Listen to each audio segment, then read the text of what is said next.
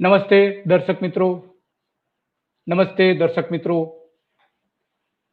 આજે આપણે એક એવો વિષય લઈને આવ્યા છીએ કે જેમાં સામાન્ય લોકોને સ્પર્શતી બાબતો છે. લોકશાહીને લગતી બાબત આજે આપણે રજૂ કરીએ છીએ, કારણ કે એક અમેરિકન યુનિવર્સિટી છે, એના ફંડિંગથી જે ચાલે છે એક સ્વતંત્ર સંસ્થા વી ડેમ કરીને, એણે એક રિપોર્ટ જાહેર કર્યો છે, એક અહેવાલ જાહેર કર્યો છે, અને એ અહેવાલે દુનિયાના ઘણા બધા દેશોને હચમચાવી મૂક્યા છે. અને એમાંય આખા વિશ્વની સૌથી મજબૂત લોકશાહી ગણવામાં આવે છે એવી ભારતની લોકશાહી માટે પણ ખતરો બતાવવામાં આવ્યો છે. એમાં એવું કહ્યું છે કે 2018થી ભારતમાં લોકશાહી ઉપર હુમલાઓ વધી ગયા છે. લોકશાહી ખતમ થવા તરફ જઈ રહી છે એવું આ રિપોર્ટમાં સ્પષ્ટપણે જણાવવામાં આવ્યું છે. એ રિપોર્ટની આસપાસના આપણે એની સમીક્ષા કરીશું કે ખરેખર શું પરિસ્થિતિ છે ગુજરાત, ભારત અને આપણા પડોશી રાજ્યોમાં શું પરિસ્થિતિ છે, એની આજે ચર્ચા અત્યંત ગંભીર બની ગઈ છે. કારણ કે આ જે આખી ઘટના વર્ણવવામાં આવી છે એ અહેવાલમાં, એમાં ભારતનું જે સ્થાન છે જોખમી લોકશાહીમાં, એમાં 1 થી 10 દેશોમાં સ્થાન આવી ગયું છે, લોકશાહી ધરાવતા દેશોમાં 1 થી 10. તો આ અત્યંત ગંભીર પરિસ્થિતિ આવીને ઊભી છે. અને 2024ની ચૂંટણી પછી, લોકસભાની ચૂંટણી પછી તો પરિસ્થિતિ અત્યંત ગંભીર બનવાની છે. અત્યારે પણ આપણે જોઈએ છીએ કે જે લોકોને પોતાનો અવાજ રજૂ કરવો છે એ અવાજ રજૂ નથી કરી શકતા, એવી સરમુખત્યારશાહી ચાલી રહી છે. અને એટલા માટે આ રિપોર્ટ અત્યંત ગંભીર છે આપણા માટે. આ અહેવાલ પછી એક ચર્ચા એવી પણ થઈ રહી છે કે જે અમેરિકામાં જે એક જીમ ક્રો કરીને આખી એક ક્રાંતિ થઈ હતી, જીમ ક્રો જે થિયરી વર્ણવવામાં આવે છે કે જેમાં ગોરા અને કાળા વચ્ચેના સંઘર્ષની જે વાત આવે છે, એમાં ગોરા લોકોએ કાળા લોકો ઉપર કઈ પ્રકારના એને દબાવી દેવા માટેના કયા પ્રકારના અત્યાચારો કર્યા હતા લઘુમતી હતી ત્યારે. તો આ જે જીમ ક્રો થિયરી જે છે એ ભારતમાં સંઘ ક્રો થિયરી બની રહી હોય એવું ઘણા બધા માની રહ્યા છે. અને એના કારણો પણ છે ઘણા બધા. આપણે જોયું છે કે આખા દેશમાં તો ઠીક છે, પણ ગુજરાતમાં હમણાં 11,000 બીજા પક્ષના કાર્યકરોને ભારતીય જનતા પાર્ટીમાં લેવામાં આવે છે. 11,500 કાર્યકરોને હમણાં જ. અને એની પહેલાના જે પક્ષાંતરો થયા છે એ તો 50,000ની આસપાસ છે. 50,000 કાર્યકરો, નેતાઓનો અંદાજ મૂકવામાં આવે છે. એટલે કે કોંગ્રેસના જે કાર્યકરો હતા એવા 60,000 થી 70,000 કાર્યકરો અત્યારે ભારતીય જનતા પાર્ટીમાં લઈ લેવામાં આવે છે. કેમ, શાના માટે? તો શું આ ચૂંટણી ભાજપ જીતવાનું નથી? સામાન્ય લોકો પણ જાણે છે કે આ ગુજરાતના જે 26માંથી 26 બેઠકો આવવાની છે, ભાજપને જ આવવાની છે, એવું સ્પષ્ટપણે લોકો માની રહ્યા છે. સિવાય કે બીજા કોઈ સંજોગો ઊભા ન થાય તો. એટલા માટે સૌથી મહત્વના કારણો ગુજરાતમાં જે જોવા મળી રહ્યા છે આ અહેવાલના આધારે, તેમાં એક છે પક્ષાંતર અને બીજું છે સમાચારો ઉપરનો અંધારપટ. અત્યારે સમાચારોમાં રીતસરનો એક બ્લેક આઉટ કરી દેવામાં આવ્યું છે. અમુક પ્રકારના જ સમાચારો તમને જોવા મળે છે, અમુક પ્રકારના જ સમાચારો ગુજરાતના લોકોને વાંચવા મળે છે.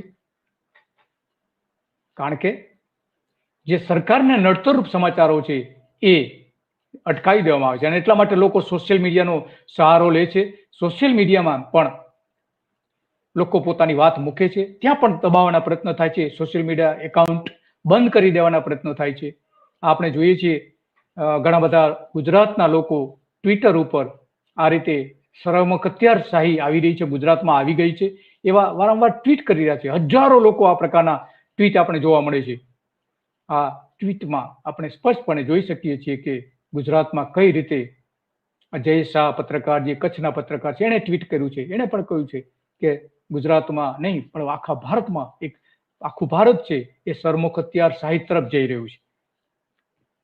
તો ગુજરાતમાં લોકશાહી શું ખરેખર ખતમ થઈ ગઈ છે? પેલી નજરે તો આપણે લાગે કે નથી થઈ. દેશમાં ખતમ થઈ ગઈ છે. પહેલી નજરે તો નથી લાગતું કે ખતમ થઈ છે, કારણ કે ત્યાં ગુજરાતમાં ચૂંટણી થાય છે, બધા લોકો મત આપવા જાય છે અને બધા જ એવું માને છે કે આપણે મત આપ્યું છે એના કારણે સરકાર બની છે, સરકાર નવી આવી છે, સરકારને અમે ફેરફાર કરી શકીએ છીએ, નવી સરકારો નિયુક્ત કરી શકીએ છીએ, જૂની સરકારને ગબડાવી શકીએ છીએ, એવું લોકો માની રહ્યા છે. પરંતુ વાસ્તવિકતા શું છે?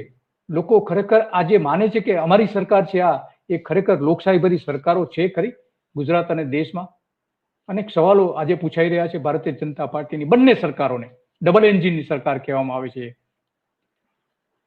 ભારતમાં લોકસભાની ચૂંટણી પૂરી થતા નવી સરકાર જો ભાજપની બનશે તો દેશ સરમુખત્યારશાહીમાં ફેરવાઈ જવાનો છે એવો ભય હવે વિશ્વના ઘણા બધા લોકો ભય વ્યક્ત કરી રહ્યા છે કે જોખમી લોકશાહી ઉપર જોખમ ઊભું થઈ ગયું છે ભારતમાં.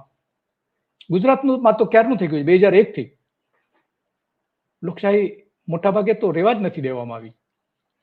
144 ની કલમ લગાવી દેવામાં આવી કે જ્યાં 5 થી વધારે લોકો ભેગા નહીં થઈ શકે, પોતાનો અવાજ રજૂ ન કરી શકે. પોલીસ દ્વારા દમન પણ એના માટે કરવામાં આવે છે, ધરપકડ કરી લેવામાં આવે છે, પકડી લેવામાં આવે છે લોકોને પોતાનો અવાજ રજૂ કરો. લોકશાહીમાં પહેલો અધિકાર છે કે લોકોને પોતાનો અધિકાર, તો પોતાનો અવાજ રજૂ કરો, પોતાની માંગણી રજૂ કરવાની, પોતાના વિચારો વ્યક્ત કરવાનો પહેલો અધિકાર છે. પરંતુ નથી, ગુજરાતમાં તો નથી. ગુજરાતમાં લોકશાહી ખતમ કરવા માટે 10 જેટલી સ્વતંત્ર સંસ્થાઓ હતી એ સત્તાની એડી નીચે કચડાઈ રહી છે. 10 જેટલી, એમાં લોકાયુક્ત પણ આવી જાય છે, અદાલતો પણ આવી જાય છે, સમાચાર પત્રો પણ આવી જાય છે, ટેલિવિઝન પણ આવી જાય છે. દૂરદર્શન તો પહેલાથી જ કોંગ્રેસના સમયમાં પણ સત્તાની એડી નીચે હતું જ, પરંતુ હવે ખાનગી ચેનલો પણ આ સત્તાની એડી નીચે લાવી દેવામાં આવે છે. સરકાર જે ઈચ્છે છે એ જ સમાચારો આવી રહ્યા છે. સરકારને ક્રિટિસાઇઝ કરતા, સરકારની ટીકા કરતા સમાચારો ગુજરાતમાં બહુ ઓછા થઈ ગયા છે. ભાગ્યે જ ક્યાંક જોવા મળે છે કે સરકારની ટીકા થતી હોય એવું. એમાં ખાસ કરીને નરેન્દ્ર મોદી અને અમિત શાહની કોઈ ટીકા નથી કરી શકતું. આ જે મોટા અખબારો કહી શકાય, મોટા ટીવી ચેનલો કહી શકાય, એમાં ક્યાંય તમને ટીકા જ નહીં જોવા મળે. નરેન્દ્ર મોદી શાહ બધું જ સાચું કરે છે એવું માની લેવાનું કોઈ કારણ નથી.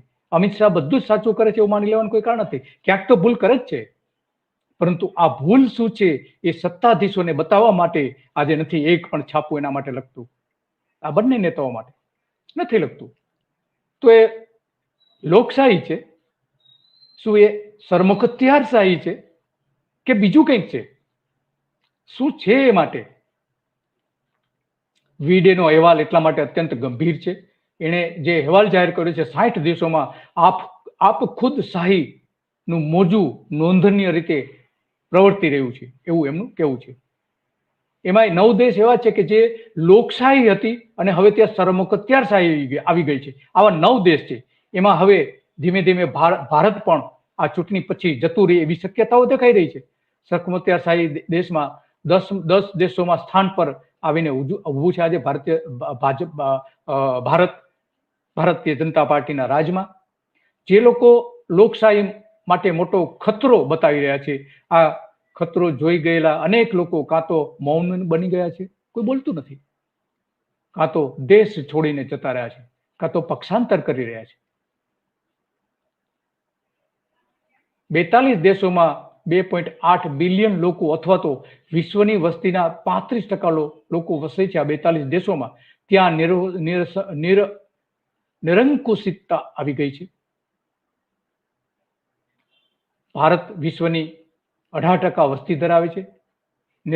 નિરંકુશ દેશોમાં રહેતી લગભગ અડધી વસ્તી ધરાવે છે, પરંતુ ત્યાં પણ અંકુશ આવી ગયો છે લોકો ઉપર. આ વીડેમનો રિપોર્ટ આપણે જોઈ રહ્યા છે. વીડેમ ક્યાં આવેલી છે એનું સરનામું પણ આપણે જોઈ રહ્યા છે. અને ડેમોક્રેસી કઈ રીતે ખતરામાં છે તે અનેક દેશોમાં આ રીતે વિરોધ પણ થઈ રહ્યા છે. બ્રિક્સમાં પણ બતાવે છે કે ચાઇના, એક બાજુ ચાઇના અને બીજી બાજુ રશિયા છે અને વચ્ચે ભારત છે. એ સિમ્બોલિક આ ફોટો પણ આપણે જોયો છે. વીડેમ ઇન્સ્ટિટ્યૂટનો ડેમોક્રેસી રિપોર્ટ 2024, જેનું શીર્ષક છે લોકશાહીની જીત અને હાર બેલેટથી, એવું આનું શીર્ષક છે. પરંતુ ભારતમાં તો બેલેટ તો રહેવા દેવામાં નથી આવ્યા. જે કંઈ થાય છે મશીન દ્વારા મતદાન થાય છે અને મશીનમાં આપણે જે ધારીએ છીએ એ થઈ શકે છે. મશીનમાં અનેક લોકોએ પુરવાર પણ કર્યું છે કે આ રીતની શક્યતાઓ રહે છે. તો બેલેટ શબ્દ એને વાપરેલો છે, પણ ભારતમાં બિલેટ તો રહ્યો નથી. જે કંઈ છે એ મશીનના મત છે. ભારત હવે એટલા માટે ટોચના 10 દેશોમાં સરમુખ હથિયાર તરીકે સામેલ થઈ ગયું છે, જેમાં જ્યાં લોકશાહી પોતે જ એક રીતે તે સરમુખ હથિયારશાહીમાં પરિવર્તિત થઈ ગઈ છે. લોકશાહી પોતે જ આપણે માનીએ છીએ કે લોકો મત કરે છે અને સરકારો ગબડાવે છે. મોટી મોટી સરકારો, મોટા મોટા રાજ્યોમાંથી સરકાર ગબડાવે છે, પરંતુ અંદરથી વાસ્તવિકતા કંઈ જુદી છે. નિરંકુશ શાસન પ્રણાલી ઊભી થઈ ગઈ છે. ગુજરાતમાં તો 2001 થી જ શરૂ થઈ ગઈ હતી અને હવે આખા દેશમાં 10 વર્ષથી એ વધારે જોવા મળે છે. એની પહેલા કોંગ્રેસના શાસનમાં અમુક અંશે ક્યાંક ક્યાંક કોઈક જગ્યાએ આપણે જોઈ શકતા હતા કે ત્યાં નિરંકુશપણે શાસન કરતા હોય, એના પર પ્રજાનો કોઈ અંકુશ ન હોય એ પ્રકારનું શાસન કરતા હતા. પરંતુ 2001 પછી અને 2014 પછી આ વલણો અત્યંત ગંભીર બની ગયા છે. ગુજરાતમાં એક પણ અખબાર કે એક પણ ટેલિવિઝનના માલિકો નરેન્દ્ર મોદી અને અમિત શાહની ટીકા કરવાની હિંમત નથી બતાવી શકતા. ટીકા કરી જ નથી શકતા એમની. છેલ્લા કેટલાય વર્ષોથી આપણે જોઈએ છે, 10 વર્ષથી ટીકા નથી કરતા. એક અખબાર ગુજરાત સમાચાર ટીકા કરતું હતું અગાઉ, તો એ ગુજરાત સમાચારને પણ ની સામે અનેક કાવા દાવા પણ કરવામાં આવ્યા હતા સરકાર દ્વારા. હવે આપણે એક પણ અખબાર આપણે નથી જોતા કે જે સરકાર નરેન્દ્ર મોદીની ટીકા કરતા હોય, સીધી એના નામ સાથે, નામ જોગ. સમાચાર માધ્યમોમાં આવા સમાચારો આવતા બંધ થઈ ગયા છે અને આ બે નેતાઓ જે છે એને ગમે એવા સમાચારો અત્યારે આવી રહ્યા છે. તો આ સરમુખ હથિયારશાહી નથી તો બીજું શું છે? દરેક પક્ષાંતરને અંગે નરેન્દ્ર મોદી અને અમિત શાહની સૂચનાથી જ થતા હોય. એની સૂચના વગર, એની જાણ વગર આ પક્ષાંતરો તો ન જ થતા હોય. તો નરેન્દ્ર મોદી અને અમિત શાહ સાથે કોઈએ ચર્ચા કરી છે પક્ષાંતરના સંદર્ભમાં, એવા સમાચાર આપણે ક્યાંય નથી વાંચ્યા. આ બંને દ્વારા જ ઓપરેશનો પાર પાડવામાં આવે મહત્વના. એમાં અમિત શાહની ભૂમિકા સૌથી વધારે હોય છે, પરંતુ આપણે ક્યાં એવું નથી વાંચ્યું કે અમિત શાહના કારણે આ વ્યક્તિઓ ભારતીય જનતા પાર્ટીમાં પક્ષાંતર કરીને આવ્યા છે. કોઈ પણ જગ્યાએ નહીં.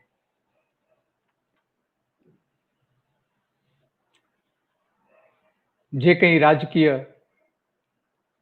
સમાચારો લખતા પત્રકારો છે એ એમના માલિકો કે એ પ્રમાણે હવે કરવું પડે છે. એટલા માટે પરિસ્થિતિ અત્યંત ગંભીર બની ગઈ છે. ભારતમાં 2023માં ટોચના 10 દેશોમાં હવે સામેલ થઈ ગયું છે અને સંપૂર્ણ સરમુખ હથિયારશાહી અથવા નિરંકુશ શાસન વ્યવસ્થા ચૂંટણી પછી આવી જશે એવું ઘણા બધા લોકો માની રહ્યા છે. ઘણા બધા.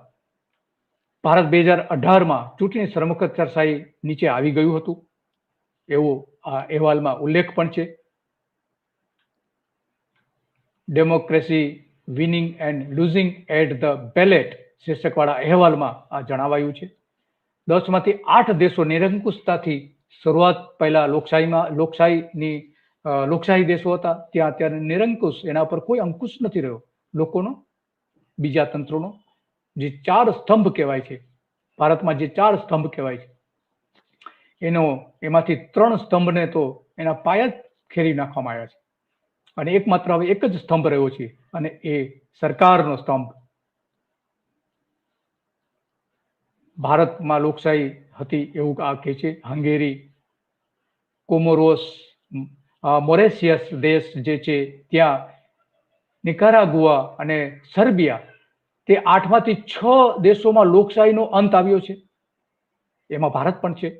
2023માં ફક્ત ગ્રીસ અને પોલેન્ડ લોકશાહી રહે છે એવું માનવામાં આવી રહ્યું છે. 2023માં એવું એક અનુમાન હતું ત્યારે એ સમયે.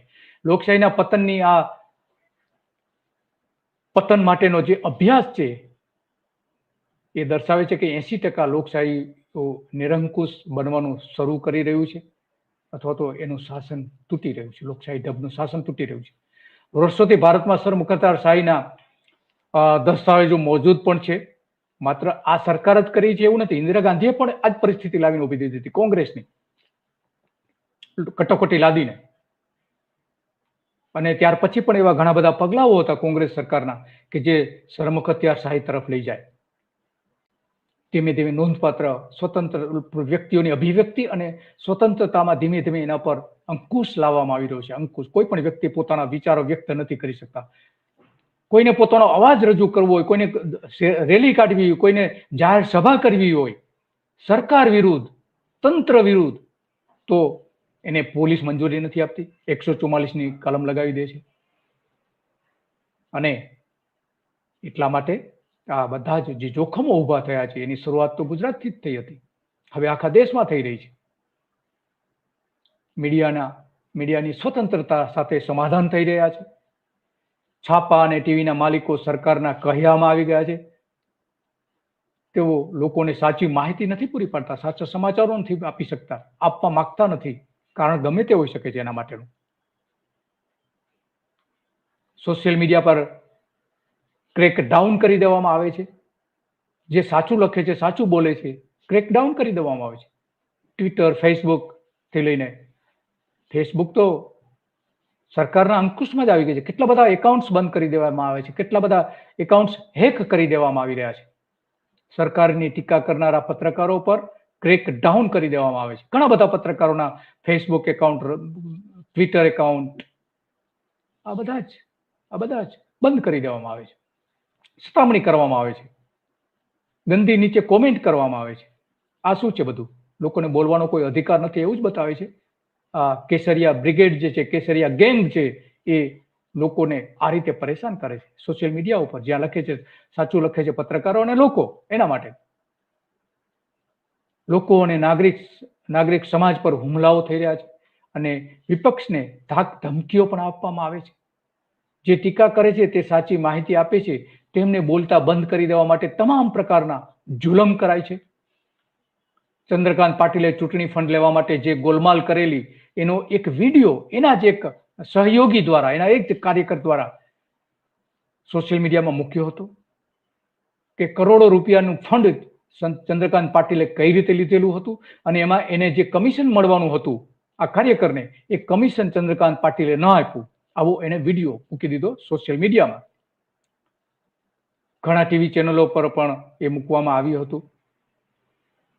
એ કાર્યકરને જેલમાં નાખી દેવામાં આવ્યો. સાચું કહ્યું તો જેલ મળી. ગુજરાતમાં ઘણી ટીવી ચેનલો પર દરોડા પડાયા છે અને મોટા ભાગના અખબારો, એમ સમજો ને કે લગભગ તમામ છાપાઓ અને ટીવી ને જાહેરાતો દ્વારા, જાહેરાતો આપીને અથવા જાહેરાતો ન આપીને દબાવવામાં આવે છે. જો ન માને તો પણ દરોડા પાડવામાં આવે છે. આપણે ગુજરાતમાં જોયા 4 અખબારો પર તો સીધા મોટા દરોડા પાડવામાં આવે છે, ઈડી થી લઈને એ પ્રકારના ટીવી ચેનલો ઉપરથી, અખબારો ઉપર. વડાપ્રધાન મોદીની આગેવાની હેઠળની સત્તારૂઢ બહુમતીવાદ વિરોધી હિન્દુ રાષ્ટ્રવાદી ભારતીય જનતા પાર્ટીએ ટીકાકારોને ચૂપ કરવા માટે રાજદ્રોહ, માનહાનિ અને આતંકવાદ વિરોધી કાયદાઓનો ખતરનાક ઉપયોગ કર્યો છે. સુપ્રીમ કોર્ટે પણ કહેવું પડ્યું હતું કે આ કાયદાનો આટલો બધો ઉપયોગ તમે નહીં કરો. ત્યાં સુધી લોકશાહીને દબાવવા માટેના પ્રયત્ન કરવામાં આવે છે. ભાજપ સરકારે 2019માં ગેરકાનૂની પ્રવૃત્તિઓ અધિનિયમ, જેને યુપીપીએ કહેવામાં આવે છે, એમાં સુધારો કરીને બિનસાંપ્રદાયિકતા પ્રત્યેની બંધારણીય પ્રતિબદ્ધતાને નબળી પાડી દીધી છે. આ લોકશાહીની ઉપર જે ઘાત કરવા માટેનો સૌથી મોટો કાયદામાં સુધારો કરવામાં આવ્યો હતો, ધાર્મિક બાબતોમાં લઈને. જ્યાં ધાર્મિકતા હોય છે ત્યાં લોકશાહી નથી હોતી. મોદીના નેતૃત્વવાળી સરકાર ધાર્મિક અધિકારોની સ્વતંત્રતાનું પણ દમન કરી રહી છે. રાજકીય વિરોધીઓ અને સરકારી નીતિઓનો વિરોધ કરતા લોકોને ડરાવવાનો, સાથે સાથે શૈક્ષણિક ક્ષેત્રે અસંમતિને દબાવવાની વાત હવે આપણે છુપી નથી રહી, દરેક જગ્યાએ જોવા મળે છે. આ પહેલા પણ 2022માં આવો જ એક રિપોર્ટ આ સંસ્થાએ જાહેર કર્યો હતો અને એમાં તાનાશાહી દેશોની યાદીમાં ભારત ટોચ પર 10મા સ્થાને હતું એવું ત્યારે પણ કહ્યું છું 2022માં. તે પહેલા 2021ના રિપોર્ટમાં પણ કહેવામાં આવ્યું હતું કે 2014માં ભારતમાં ભાજપની મોદી સરકારના આગમન અને તેના દ્વારા હિન્દુ રાષ્ટ્રીય એજન્ડાને પ્રોત્સાહન આપ્યા બાદ લોકશાહીના સ્તરમાં વધુ ઘટાડો થયો છે. આવું 2021માં પણ આ જ સંસ્થાએ કહ્યું હતું. વીડેમ સંસ્થાએ, જે આપણે જોઈ રહ્યા છે, વીડેમ સંસ્થા ઇન્સ્ટિટ્યૂટ જે છે, વીડેમ એ લોકશાહીને માપવાની અનોખી રીત છે. ઐતિહાસિક અને વ્યક્તિગત અને આધુનિક પદ્ધતિનો એમાં ઉપયોગ કરવામાં આવે છે અને લગભગ એમાં 3 કરોડ લોકો આની સાથે જોડાયેલા છે. વીડેમ સંસ્થાએ લોકશાહી અહેવાલ ડેમોક્રેસી રિપોર્ટ જાહેર કર્યો છે. દેશોના 4200 થી વધુ વિદ્વાનો આની સાથે જોડાયેલા છે, નિષ્ણાંતો એની સાથે જોડાયેલા હતા આ સર્વે કરવામાં. અને વીડેમ લોકશાહીની 600 થી વધુ વિવિધ લાક્ષણિકતાઓને અલગ અલગ માપદંડો જે કહેવાય છે એને એ માપે છે અને પછી જ આ અહેવાલ જાહેર કરે છે. અને માત્ર ભારત પૂરતું નથી, વિશ્વના તમામ દેશોનું આ કરે છે. 202 દેશોમાં આનો સર્વે કરે છે અને 31 મિલિયનથી વધુ ડેટા પોઈન્ટ સાથે લોકશાહી અંગે 1789 થી 2023 સુધીનો ડેટા એની પાસે છે. એના આધારે પણ એનાલિસિસ એ કરે છે. તો આ આપણા માટે ખરેખર એક અત્યંત ગંભીર બાબત છે. આપણે ડેટા જ્યાંથી આ સંસ્થા જે ડેટા મળે છે એ ડેટાની કઈ કઈ સોર્સિસ છે એ આપણે જોઈ રહ્યા છીએ, અલગ અલગ સ્થળેથી જે ડેટા મેળવીએ છીએ એ. તો આટલો મજબૂત પાયો ધરાવતી આ સંસ્થાનો અહેવાલ છે એટલા માટે આપણે ચિંતા થાય છે કે શું થશે ભારતનું, શું થશે ગુજરાતનું. ગુજરાતમાં ન્યાયતંત્ર પર અંકુશ જોવા મળી રહ્યો છે. આપણે ઘણા બધા એવા ચુકાદાઓ જોઈએ છે કે જ્યાં સરકારને મદદરૂપ થતા હોય એવા ચુકાદાઓ આવતા હોય છે. જે પગલા સરકાર લેવા ન માંગતી હોય એવા પગલાઓ કોર્ટ દ્વારા લેવડાવવામાં આવતા હોય એવા પણ આપણે ઘણા બધા ચુકાદા જોયા છે. શા માટે આવું? ગુજરાતમાં હવે 2 સમાચાર પત્રો કંઈક અંશે સ્વતંત્ર છે, બાકી તો કોઈ રહ્યા નથી. જે રીતે અદાલત પર અંકુશ આવી ગયું છે એવું જ આપણે સમાચાર પત્રોમાં જોઈએ છે. આ 2 લોકશાહીના સૌથી મજબૂત આધાર સ્તંભો છે, આ 2 છે. પ્રજાતંત્ર તો ખરું જ, પરંતુ આ પ્રજાતંત્ર તો ચૂંટણી વખતે જ મોટાભાગે કામ આવતું હોય છે, પરંતુ આ 2 તો રોજે રોજની જે ઘટનાઓ બનતી હોય છે, રોજના સમાચારો બનતા હોય છે એની સાથે સીધા જોડાયેલા હોય છે. સરકારને ગમે એવા જ સમાચારો આવી રહ્યા છે. હવે જે કંઈ સ્વતંત્રતા બચી છે કે સ્વતંત્ર પત્રકારો બચ્યા છે એ આ પત્રકારો, મોટાભાગના પત્રકારો અને વધારે દર્શકો અથવા વધારે વાચકો ધરાવતા સમાચાર પત્રોમાં એની નોકરી ટકતી નથી. એને એન કેન પ્રકારે પરેશાન કરવામાં આવે છે અને એને નોકરી છોડી દેવી પડે છે, એ સંસ્થા છોડી દેવી પડે છે. અને એટલા માટે હવે ગુજરાતમાં ઘણા બધા પત્રકારોએ પોતાની વેબસાઇટ ચાલુ કરી છે, યુટ્યુબ ચાલુ કરી છે, ફેસબુક ઉપર પણ પોતાની ચેનલો ચલાવે છે, લાઈવ આપે છે, સમાચારો આપે છે, ઇન્સ્ટાગ્રામ પર પણ આપે છે અને બીજા કેટલાક સોશિયલ મીડિયાઓ છે એમાં પણ આ જ પત્રકારો અત્યારે એક્ટિવ જોવા મળી રહ્યા છે. ઘણા બધા પત્રકારો છે.